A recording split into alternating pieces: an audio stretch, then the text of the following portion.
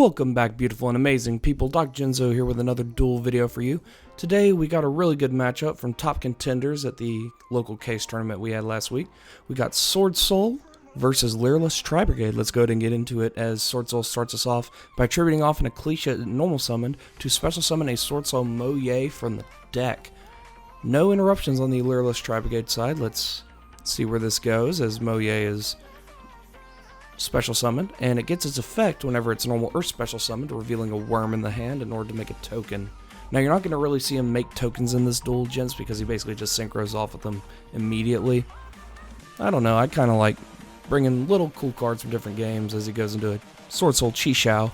Yeah, bringing cards from different games to use as tokens, so it's fairly interesting, as the Yugioh adds a SWORDSOUL Blackout to hand.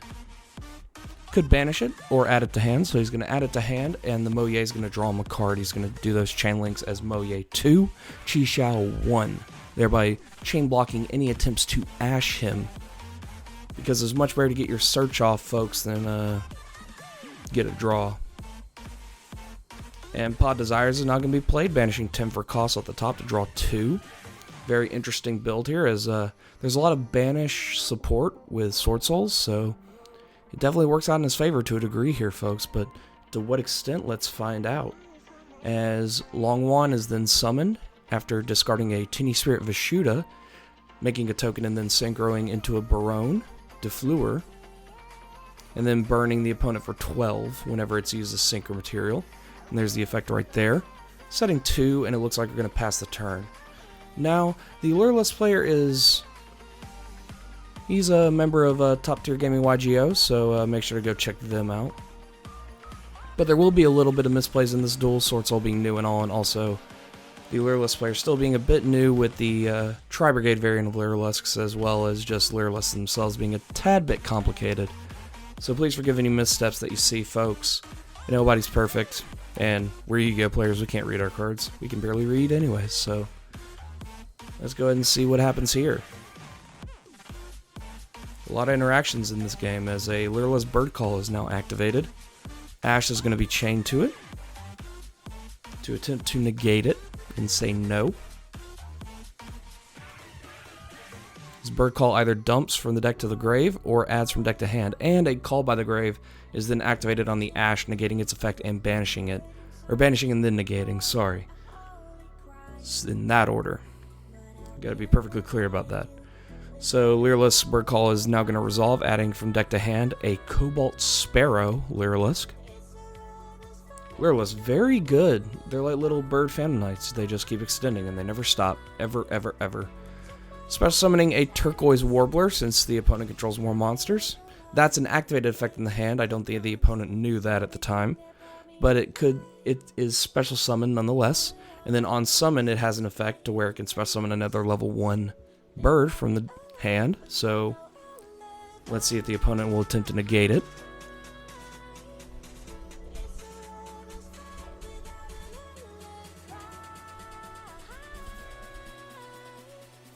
While we're waiting on to see if he'll attempt to negate it, please make sure to like, comment, subscribe, really helps the channel out. And Baron's going to attempt to negate, but Forbidden Chalice is going to be chained, targeting the Barone Defleur, negating its effects but giving it 400 attack. Seeing a lot more people running Chalice now, as Forbidden Droplet is very, very high in price. But also, Chalice requires a bit less cards to work with, so that's a plus on its behalf. As Cobalt Sparrow is then summoned off the effect of Turquoise Warbler, letting him search from the deck. But Yugioh is going to banish to attempt to negate it, and it looks like the banish effect will indeed be resolving. So the Cobalt Sparrow will not add a level 1 Wing Beast from the deck to the hand. That being said, never discount Lyriluscs at this point, folks. They can just keep extending. Never ending, as Recital Starling is now summoned, XZ summoned, using its effect targeting the Barone, which is interesting, giving it 600 more attack, or 300 more attack, my apologies. Or 600 attack, rather. And then detaching the Cobalt Sparrow, which is an interesting move, to add a Sapphire Swallow to hand. The Cobalt Sparrow, whenever it's used as an Xyz material, the monster cannot be targeted. So interesting that he would detach that one and not the other one. Let's see how this plays out. As Sapphire Swallow is then activated in the hand to summon it, and another level 1 winged beast from the hand. Summoning a Celestine Wagtail alongside itself. Celestine Wagtail, whenever it's special summon, can add a Lyrilusc spell or trap. So it looks like we're gonna add another Bird Call. And also it can equip itself from their graveyard to an Xyz monster. Well, not equip, but put itself under an Xyz monster that's on the board.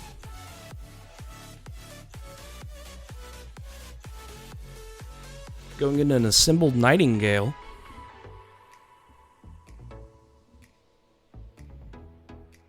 Assembled Nightingale can attack up to the number of Xyz materials it has, and gains 200 for each material.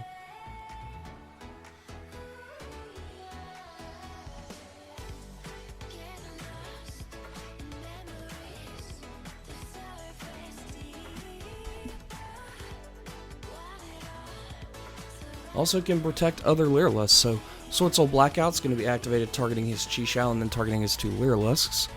Assembled Nightingale is going to activate its effect to protect both the Lyriluscs. They can't be destroyed by battle or card effects, and he takes no battle damage for the rest of the turn. Now pay attention folks, that second part of the effect is going to come in here in a little bit.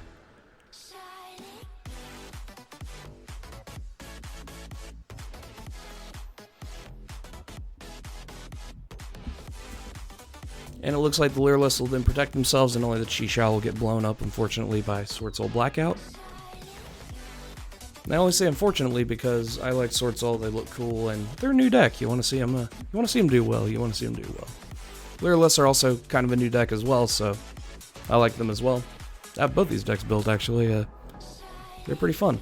So Wagtail is going to equip itself, and then the effect of Sapphire Swallow when Assembled Nightingale is summoned is going to target the Cobalt Sparrow to equip it from the grave as well as Xyz material. Not equip, but attach itself. You guys know what I mean. Anyways, let's go back to the game. So, looks like the Assembled Nightingale is now going to be 600 attack and can attack 3 times this battle phase. And the Baron is 4200, I believe. Did the Forbidden Chalice? No, it is just 4K off. It's 4K flat.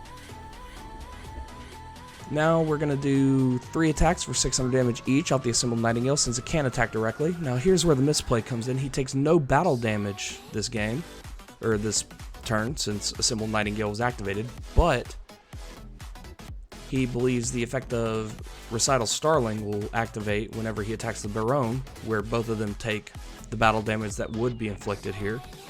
So they both proceed to take 4K, but they would not, as battle damage would not be done to the Lyrilusc player here. But again, Lyrilusc, a bunch of different effects, so you got to keep up with them all. I don't really blame him for that misplay there.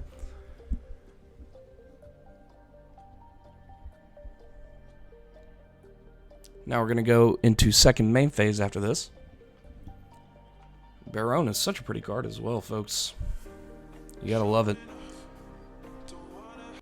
3K, Omni Negate, can pop some once a turn. If it couldn't be targeted or destroyed by card effects, it'd basically be a level 10 Dragoon. In which case it'd be like a $300 card, I'd imagine.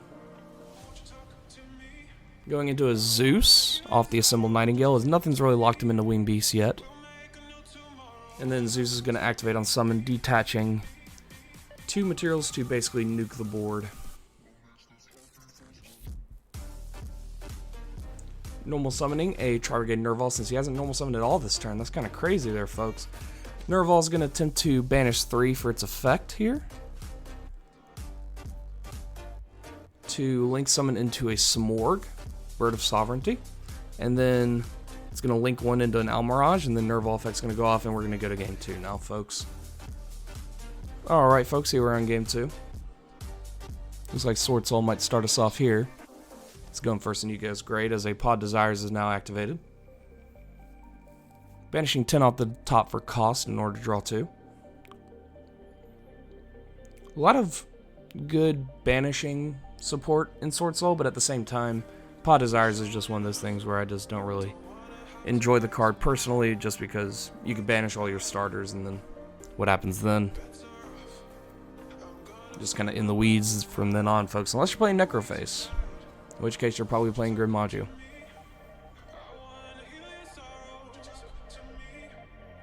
Let's see what Sword Souls have in store, folks.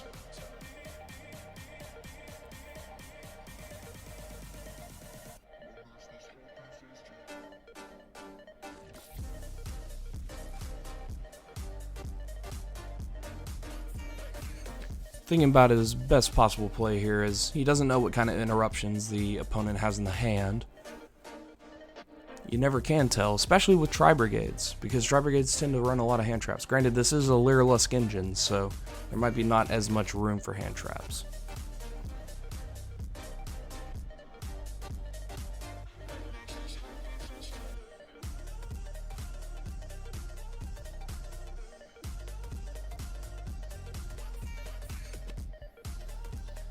Activating effect a long wand in hand, discarding a Sword Soul of Taya in order to special summon it in a token, and then synchro for 10 it looks like.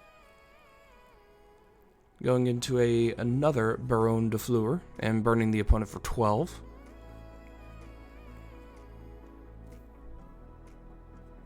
So we're going to set 2 cards here, maybe 3. Oh, setting 3 cards and passing the turn. An Omni Negate and 3 back row. Pretty scary here, folks. Not the best thing you want to be looking down. Basically looking down the barrel of a gun. Activating TRI-BRIGADE Fractal in the hand to pitch from deck. Let's see if there's a response here.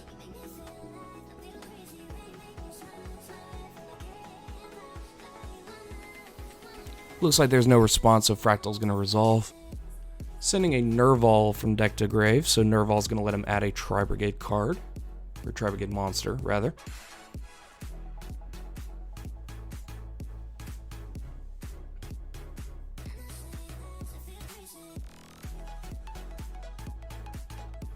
These 2 decks, both powerhouse decks now, folks.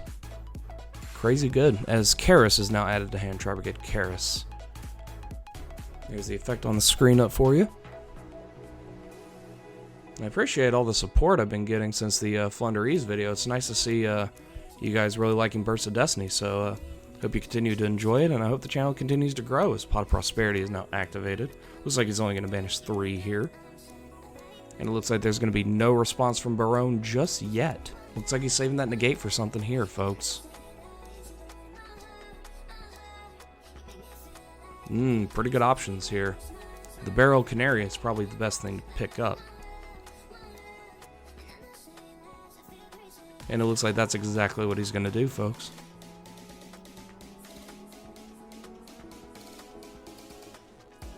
Lyrilusc Barrel Canary. Now Karis' effect in the hand, pitching off a Lyrilusc Cobalt Sparrow in order to special summon itself. Then activating a Dark Ruler No More on the Baronne, just so you can stop attempting to bait it out, pretty much. So no damage being done this turn now, folks. But the Baronne is pretty much dead in the water, except for it is 3k, or I believe 2800. 2800, I believe. And yeah, it is still still got a pretty big chest, so let's see if he can beat over it. I believe it's actually 3k. Or 28, I'm not quite sure. Now, Karis is going to activate its effect, banishing 2 from the grave in order to link into a 2. And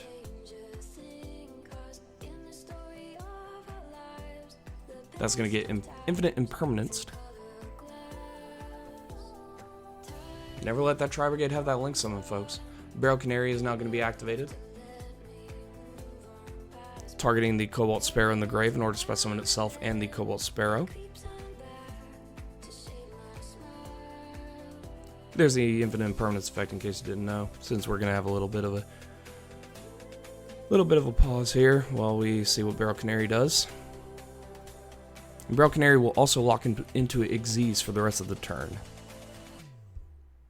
And that is the only Lyrilusc that does that, folks. So Cobalt Sparrow is going to be specialed, then Cobalt Sparrow's effect is going to activate to search for a level 1 winged beast. Looks like that's going to go through. Makes you wonder what those other 2 back row are, folks. Looks like he's going to be grabbing a Sapphire Swallow. Apologies for the glare. Overlaying now into a Recital Starling. Forbidden Chalice is then going to be chained to it, but she can't be targeted due to Cobalt Sparrows, so can't even attempt to do that. So Recital Starling is going to almost buff the Baron, but then he's going to decide to buff the Karis instead, with its own effect of giving the Karis 600 attack. And then now it's going to detach to search for any level 1 Winged Beast. A lot of searching with this deck. It's almost like Raid Raptors in a way. Winged Beast searching. Grabbing a Celestine Wagtail. Adding it to hand.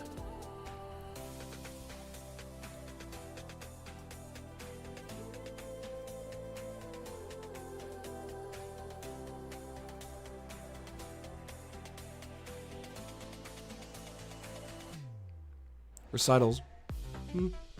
Well, looks like he's still going to be shoveling his deck here for a while for some reason.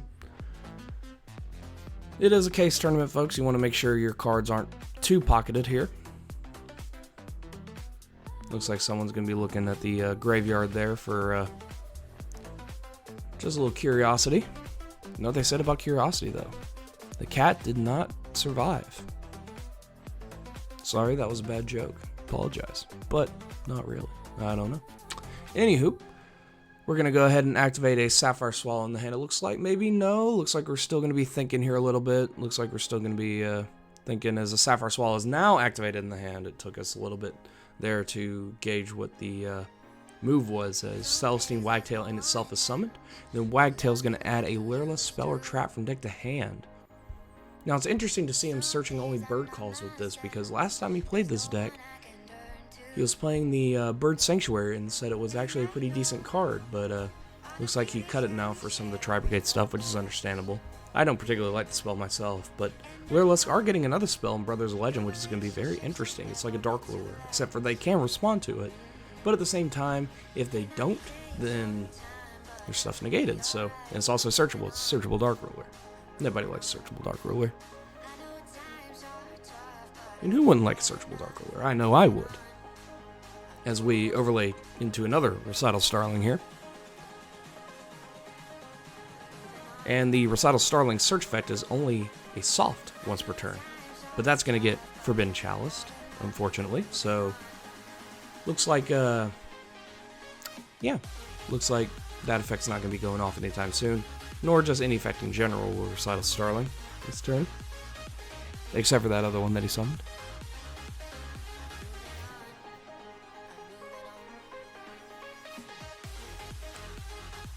Looks like he's going to think about the next possible play here as he overlays both of them into our favorite little boy, F-Zero Utopic Future. And then that's going to get overlaid on top of for an F-Zero Utopic Future Draco. Or Utopic Draco Future, my apologies. This card is insane. And the fact that this deck can go into it turn 1 is also pretty insane. So, Utopic Future is going to swing at the Baron, crashing. But, here's the thing about Utopic Future Draco, it cannot be destroyed by battle or card effects. So, it can still be targeted, just can't be destroyed by battle or card effects. And also, you can detach material from it to negate a monster effect that activates on the field, but... and then it takes the monster if it's on the field.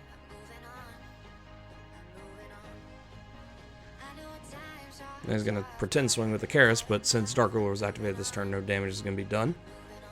And looks like we're going to set one and pass the turn. Gutsy keeping that Karis on the board there. Pod Desires is now going to be activated in the main phase, banishing 10 off the top.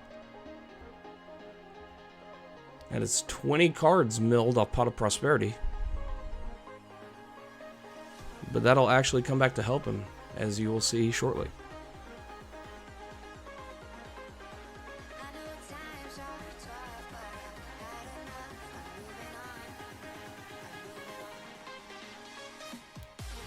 Activating Tiny Spirit Vishuda in the hand to special summon itself. And then linking off into a Monk of the Tiny. Looks like F-Zero Utopic Draco is not going to respond to the Vishuda being summoned. It is an activated effect in the hand, folks. There's a colon in the card. If there's a colon in the card, it can be negated. It is a monster effect in the hand. It's like Nibiru. Nibiru can be negated in the hand. So it looks like Vishuda's going to attempt to banish for its effect to target the F-Zero Draco Future to put it back in the hand, and looks like F-Zero Draco Future is going to negate, but he forgets to detach for its cost, unfortunately, nor to negate. But at this point in the game, it doesn't really matter too much, but at the same time, just make sure you do that, folks, as SWORDSOUL Emergence is now activated, adding a SWORDSOUL Strategist Long 1. SWORDSOUL Emergent. All these SWORDSOULs, very pretty cards, folks, very pretty cards.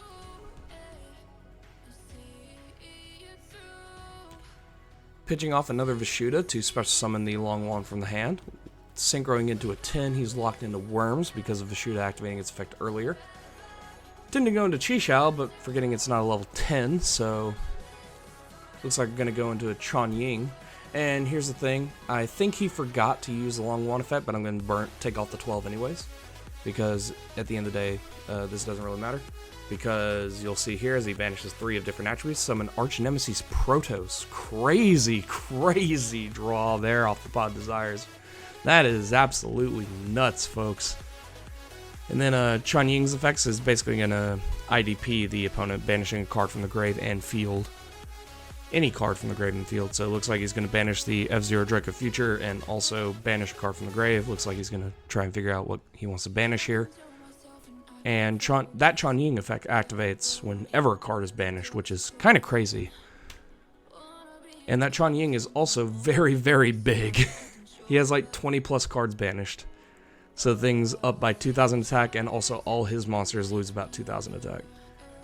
I believe 2,400 attack specifically. Because the 10 Pod Desires banishes, and then the banish that are right next to him, as you can see on the screen with the glare.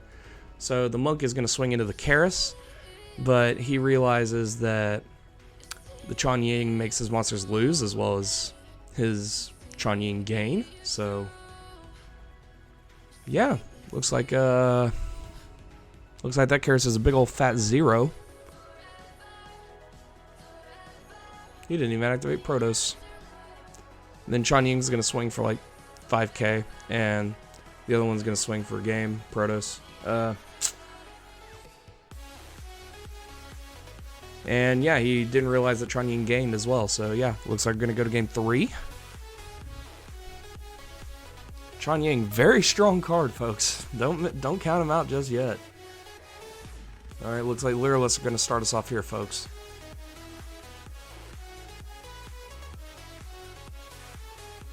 A 1-for-1 is now going to be activated, pitching off a Celestine Wagtail for cost. Let's see if there's a response to it. One of the best cards in the game. Looks like Ash Blossom is going to be chained to it. No level 1s from the deck for you today. There's the effect of Ash Blossom in case you need a refresher, in case you're new to this game. In which case, hi, how you doing? Probably not the best match to be starting off watching Yu-Gi-Oh with. Very complicated decks here, shall we say. Although SWORDSOUL is not really that complicated. It is and it isn't. Like, the monsters kind of run themselves on autopilot, but at the same time, you still have to think with the deck. You still have to think about what to go into with the extra deck, etc., etc. Just like this guy is thinking about what he wants to add off his Lyrilusc Bird Call that he activated. And there was no response to it, so let's see what happens. Just a lot of stuff to get past all these hand traps.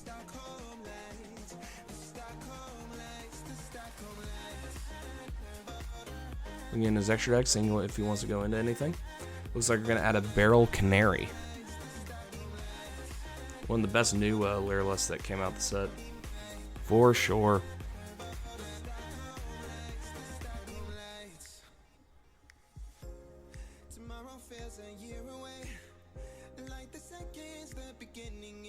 Activating Barrel Canary, targeting the Celestine Wagtail to summon it.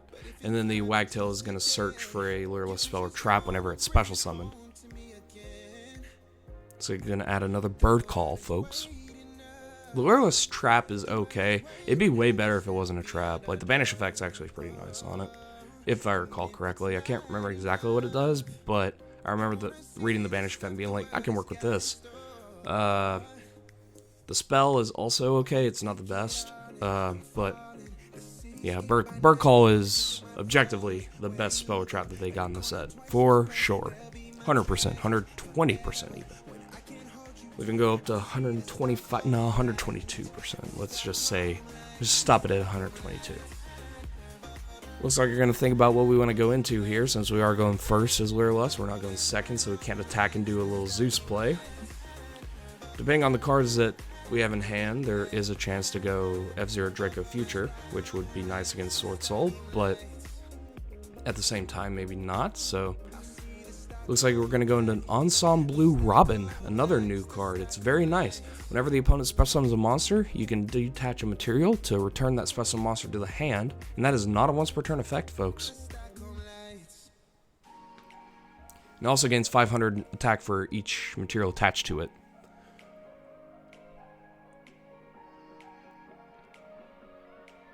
The Barrel Canary also gives it 200 attack, and its control cannot switch. So no mind controls.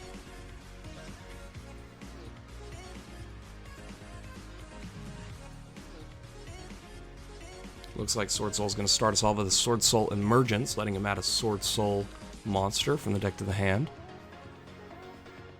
And then also, if that card's banished, he can target a monster he controls and either add a level or decrease it a level. Which is kind of fun if you want to go into something like Yazi or something like that, but most of the time you're just using it for the search effect.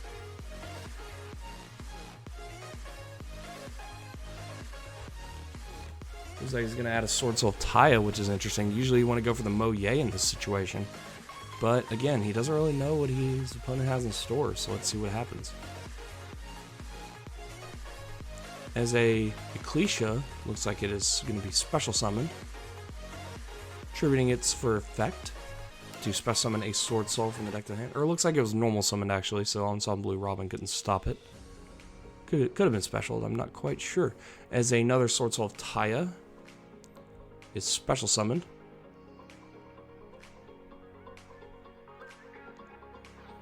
It looks like Ensemble Robin's actually going to let that stay on the board. Interesting. Taya is now going to activate banishing the SWORDSOUL Emergence in order to make a token. Let's see if Ensemble Robin's going to stop that. Looks like he's not. Looks like Bogzia is now going to be summoned. Synchroing with the SWORDSOUL Taya. I believe the Ecclesia was... Yes, the Ecclesia was special summoned. And then Chalice is going to be chained to the Bogzia. And then Ensemble Robin's going to chain to the summon as well, to put the Bogzia back in the extra deck.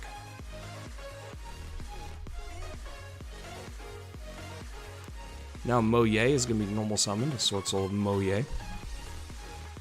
Mo Ye.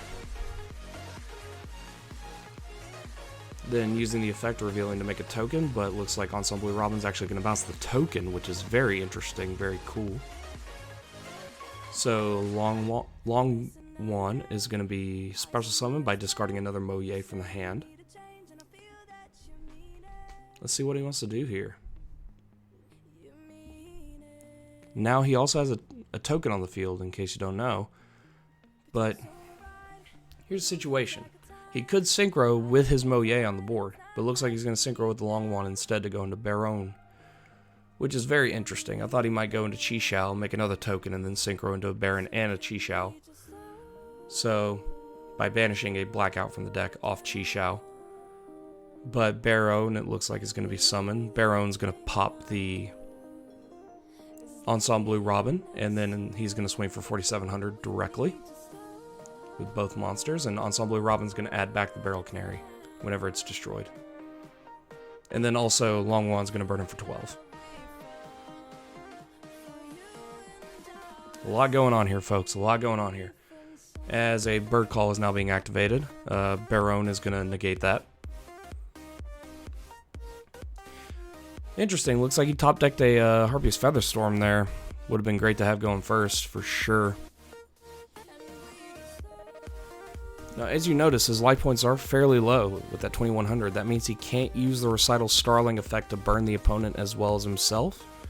without killing himself first, because battle damage has to be done. So it looks like Barrel Canary is going to special in the Celestine Wagtail from the deck, or from the graveyard rather. And then Celestine Wagtail is going to add a Bird Call. Bird Call is going to be activated again, since Baron negates the activation. You can only activate it once per turn. If the activation doesn't happen, then Baron can't do it. So it looks like Starling is now going to be summoned, detached to add a Cobalt Sparrow. Sapphire Swallow and Cobalt Sparrow are going to be summoned, adding a Celestine Wagtail to hand. And he is going into overdrive here, folks. Let's see if he has something to pull this out. Normal summoning a Celestine Wagtail. Looks like you're going to overlay 3, maybe. Alright, folks, looks like he's still going fast. Re-recording this ending here. Looks like he's still going fast, trying to think of a way out of this. Looks like he's got 3 Lyrilusc on the board. Looks like he's going to overlay all 3 now into a Assembled Nightingale. Nightingale is going to equip the Onslaught Blue Robin due to Sapphire Swallow, and then Celestine Wagtail is going to equip itself. It has 5 materials, 200 for each material, giving it 1,000 attack, and it can attack 5 times. He thinks it counts itself, I believe, so he thinks he can swing for 6, 12 instead of 5, 1,000. And then he's going to swing at the Mo Ye, thinking he's got game, but again, this is why you read your cards. The other guy scoops. Lyrilusc take the match.